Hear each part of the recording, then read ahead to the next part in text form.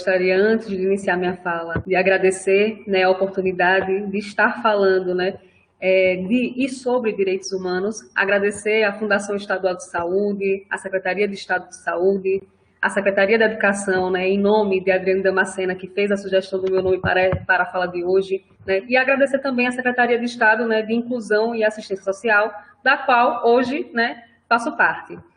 Sou funcionária da Secretaria da Educação, mas estou cedida à Secretaria de Inclusão, né, Social, desenvolvendo um trabalho no campo dos direitos humanos. Então, em um momento pandêmico, né, tão difícil, é sempre um prazer poder estar construindo, partilhando e dividindo, né, conhecimentos acerca de uma temática tão sensível, né? A gente tem acompanhado, aí sem querer antecipar a fala, né, uma ampliação das violações de direitos, principalmente nos direitos que tangem a dignidade dos indivíduos. Então, ter um espaço, né, como o espaço aqui oferecido pelo Telesaúde, né, para que a gente possa ampliar as visões acerca do que se trata, de fato, né, trabalhar com políticas públicas voltadas para direitos humanos é muito importante, né? É interessante, né, perceber os mais variados vieses, né, que tomam conta dessa pauta, né, tão extensa e pouco conhecida, que são os direitos humanos, né? A gente fala muito de direitos humanos, mas sempre na base da superficialidade, né? A gente costuma assistir programas de teor policialesco, né? Abordarem para que direitos humanos, né? Direitos humanos para humanos direitos. A gente acaba restringindo a importância da temática, quando é uma temática que aborda princípios fundamentais para as nossas relações sociais. Então, eu sou historiadora, né, de formação, e meu mestrado e meu doutorado são em antropologia. Né? Passei anos da minha vida dedicando, né, estudos de minorias de direito, principalmente grupos LGBTQIA+, né, que ocupavam o centro de Aracaju, ocupam, na verdade, o centro de Aracaju, e a partir das tratativas, né, com esse público, foi despertado em mim, né, emergiu em mim a vontade de ampliar meus conhecimentos, né, em direitos humanos, o que fez com que eu, né, fosse trabalhar numa diretoria especializada em direitos humanos. Então, fiz o meu deslocamento, né, da Secretaria de Educação, da qual sou funcionária efetiva, né, para a Secretaria de Inclusão Social, para que eu pudesse aplicar, né, os conhecimentos que adquiri ao longo da minha trajetória acadêmica, né, de estudos desses grupos minoritários. Então, espero que a partilha seja, né, eficiente e que vocês, né, consigam compreender um pouco do que eu quero transmitir, né, com o nosso encontro de hoje. A priori, né, eu busquei na literatura trazer para vocês uma apresentação do que são os direitos humanos, né? Não aqueles direitos humanos que a gente vê na televisão, como eu já antecipei, dos programas policiais, né? Mas de que, né, sobre o que os direitos humanos querem dissertar, né? Querem falar, querem comunicar. Então, os direitos humanos, eles buscam, né, na sua essência, garantir a dignidade do ser humano, garantir às pessoas, né, a liberdade de expressão, o acesso à saúde, o acesso à educação, o acesso ao trabalho em qualquer espaço e sem qualquer tipo de discriminação, seja uma discriminação de cor, gênero, religião, nacionalidade, sexo, etc. E a escola, né, é um espaço em que a gente encontra toda essa diferença. Na escola, a gente lida com funcionários, né, com o corpo escolar, com a comunidade, com alunos que vêm de diversos universos, que têm gêneros diferentes, né, sexualidades diferentes, religiões diferentes, cores diferentes, cabelos e texturas diferentes. Então, a escola é o espaço da diferença. E a gente, enquanto profissional da educação, não só os profissionais de educação, né, mas todos que estão envolvidos com a educação, nós precisamos ter um olhar, né, mais sensível para a diferença. E aí, onde entra a importância de se conhecer, de fato, o que são, né, esses direitos humanos, o que é esse tal de direitos humanos? Tanto falam, mas que a gente muitas vezes não aprofunda esse conhecimento. Ou seja, o que a gente observar, né, em torno da diferença e que atinja diretamente a dignidade do indivíduo, né, dos sujeitos e sujeitas sociais, competem sim aos direitos humanos. Principalmente, reafirmo, né, como antecipei no início da fala, no momento pandêmico, né, em que a gente está muitas vezes enclausurado, né, então as violações de direitos são ampliadas. As mulheres sofrem violência patrimonial, as mulheres e crianças, né, que são grupos, minorias de direito, né, grupos mais vulneráveis, as pessoas que estão em situação de rua, as pessoas que estão em comunidades tradicionais. E aí a escola recebe esse público. Por isso que é importante ter um conhecimento, mesmo que breve, do que, né, as políticas de direitos humanos e o que, de fato, os direitos humanos pretendem, né, com o seu entendimento, a sua discussão e a sua compreensão. Ok? Então, a Declaração de Direitos Humanos, né, e aqui eu coloquei nas lâminas alguns apontamentos, né, a DUDH, né, ela foi lançada em 1948 e ela vai representar um marco para essa garantia de direitos da diferença. Nela, né, nessa Declaração Universal de Direitos Humanos, a gente vai observar que a diferença vai ser amplamente invocada com um aditivo. Ela não vai ficar ali, né, na Europa, localizada numa região, em apenas um continente. Ela vai ser expandida para o mundo. Então, a gente vai ter uma diferença, né, em termos de transmissão de conhecimentos e de visibilidade acerca de minorias gigantesca. Pensem, grupos antes invisibilizados passam a ganhar corpo e carne, né?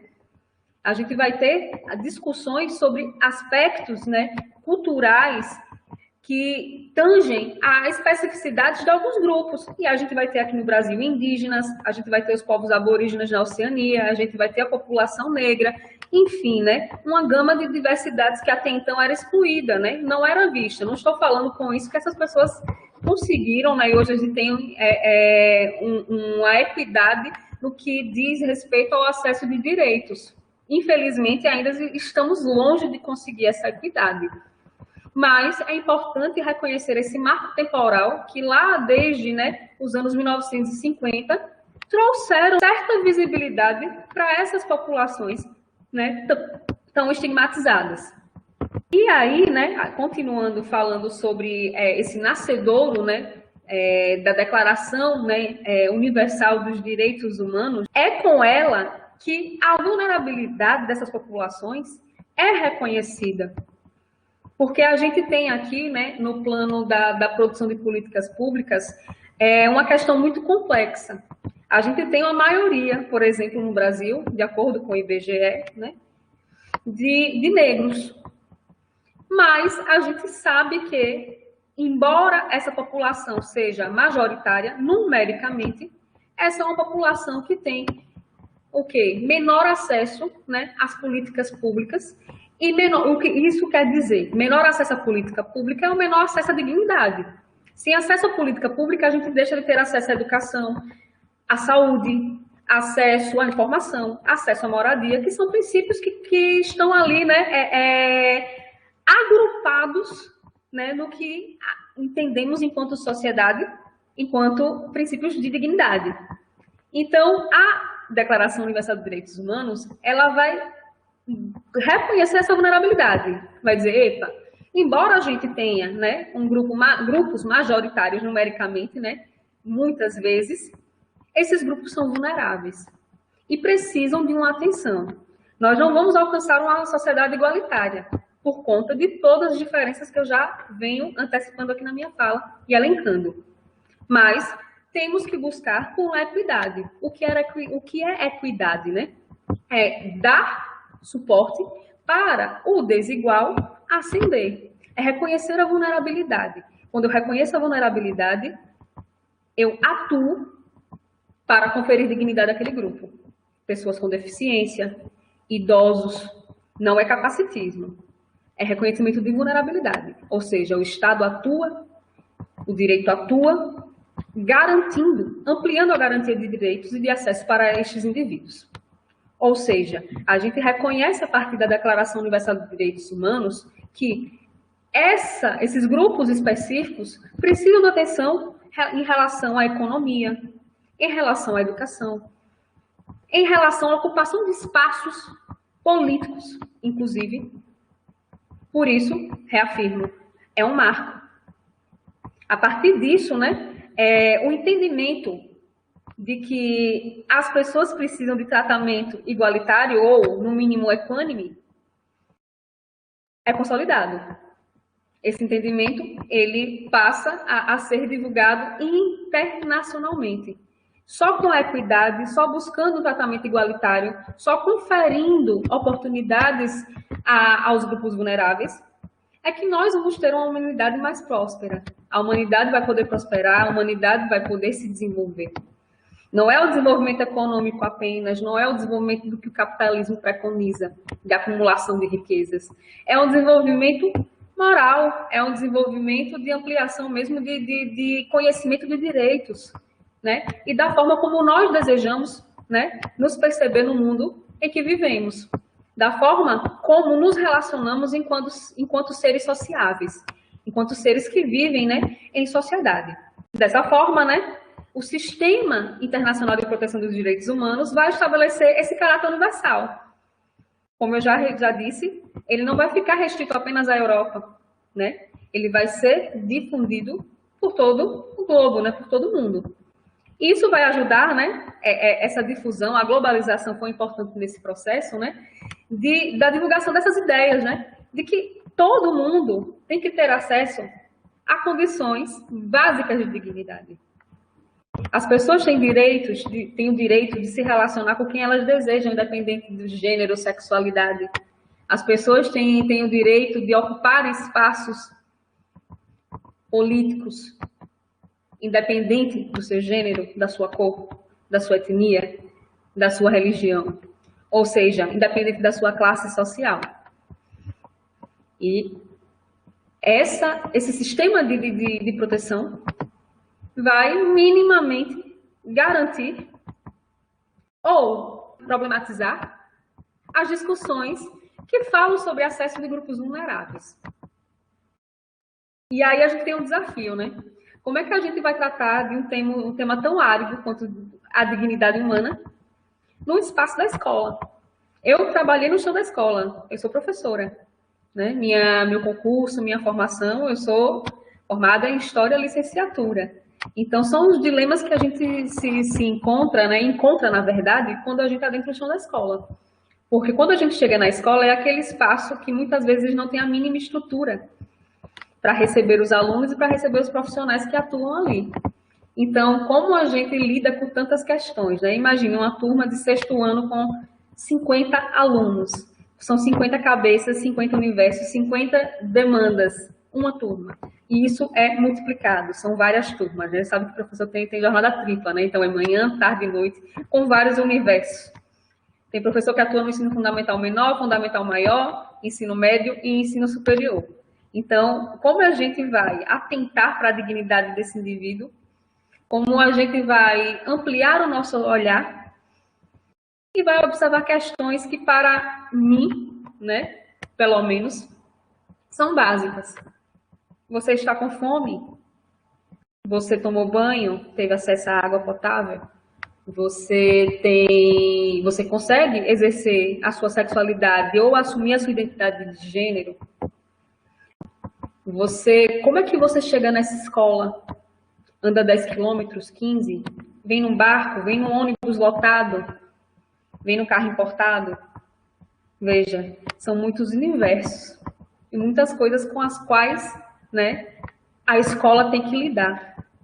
Bourdieu, é um filósofo, sociólogo francês, argelino, na verdade, mas radicado na França. Ele dizia nos seus estudos, que a escola era um espaço que reunia a todas reproduzia, na verdade, todas as desigualdades que ele observava na sociedade. Então, todas as mazelas que ele observava da porta para fora da escola, ele percebia ali. Segundo ele, a escola também fomentava essa desigualdade.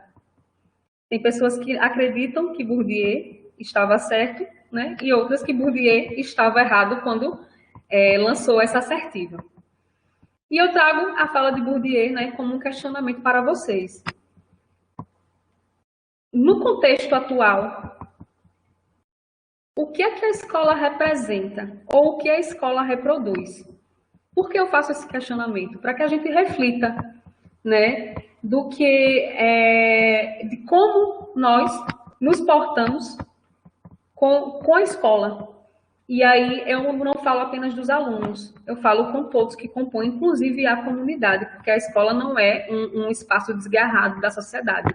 Ela está dentro de uma comunidade, está dentro de uma cidade, está dentro de um bairro, e absorve todas as práticas, né, sociais que ocorrem ali no seu entorno e dentro daquele espaço. Então, o que é que a escola de hoje reproduz? Né? A escola de hoje reproduz violência? A escola de hoje reproduz equidade?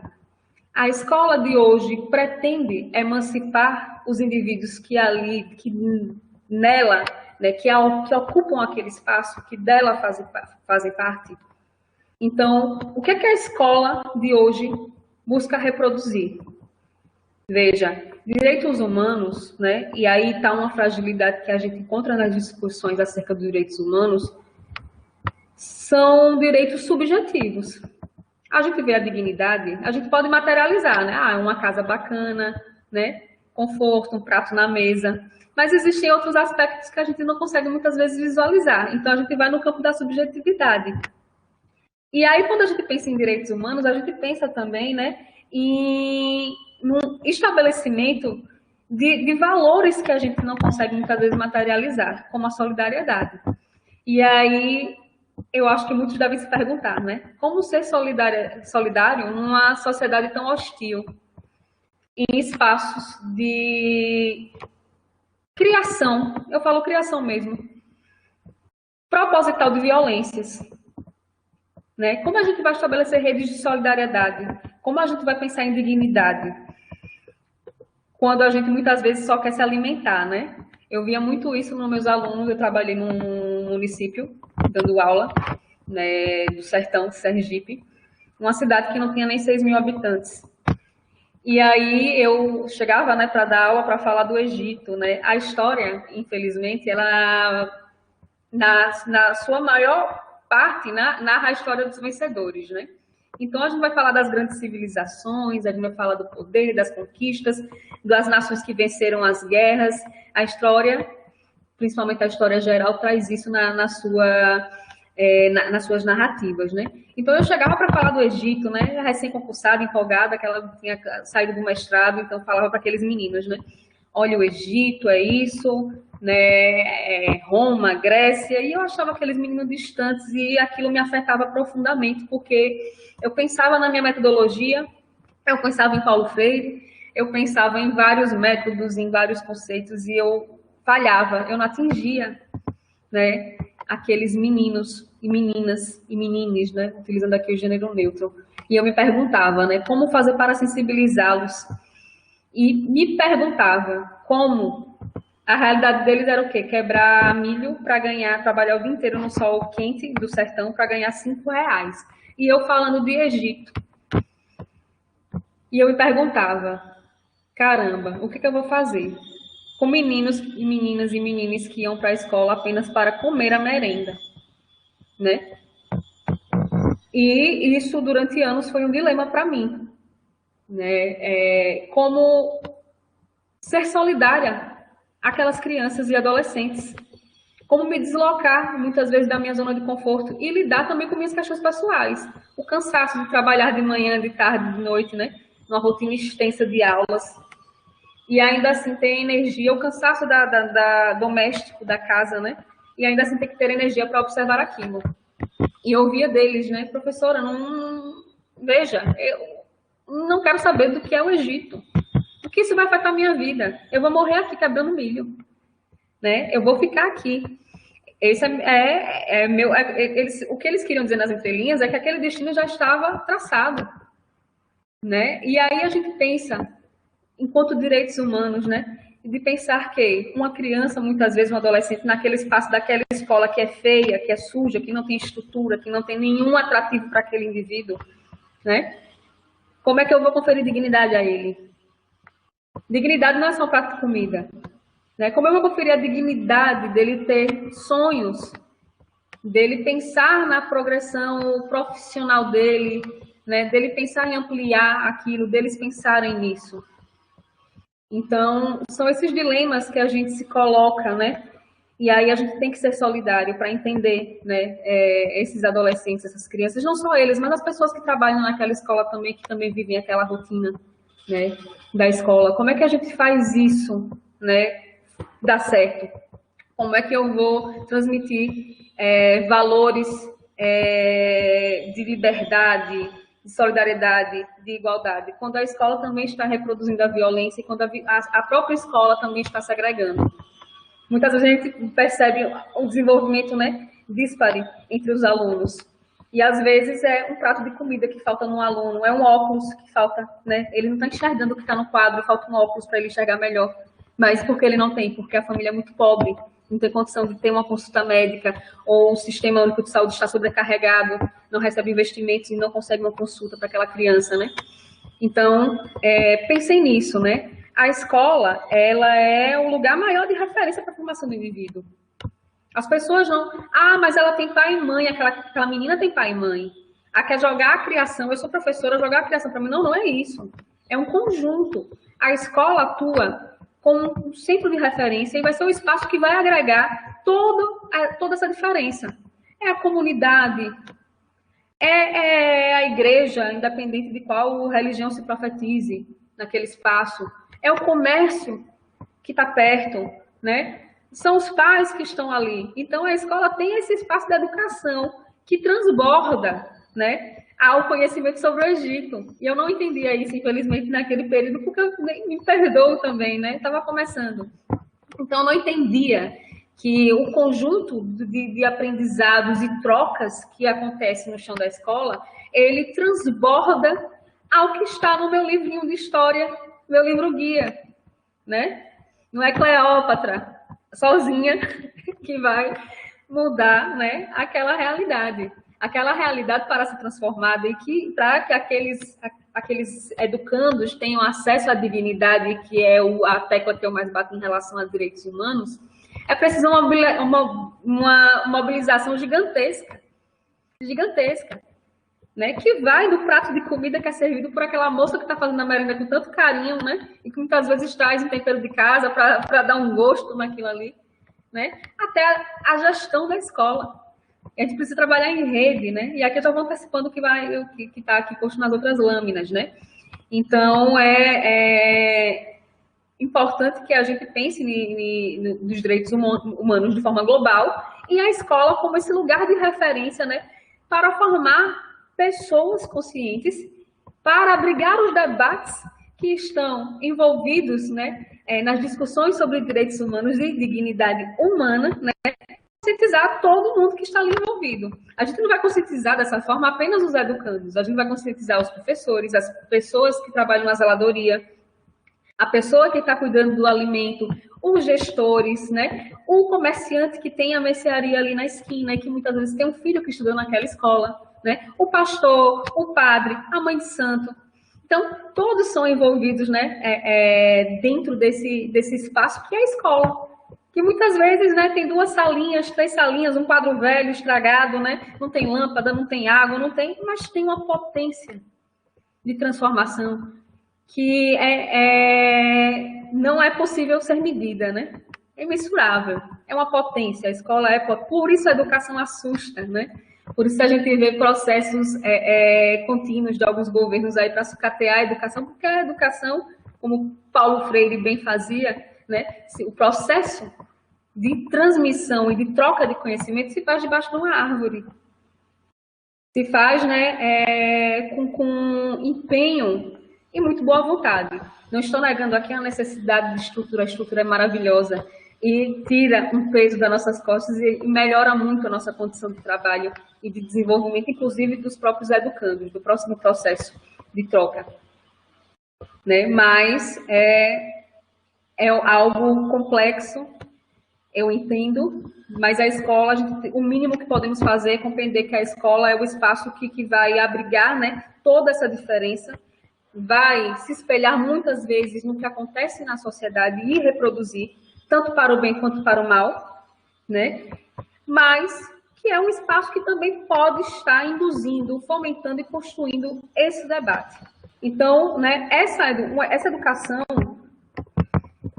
com a lente dos direitos humanos, né?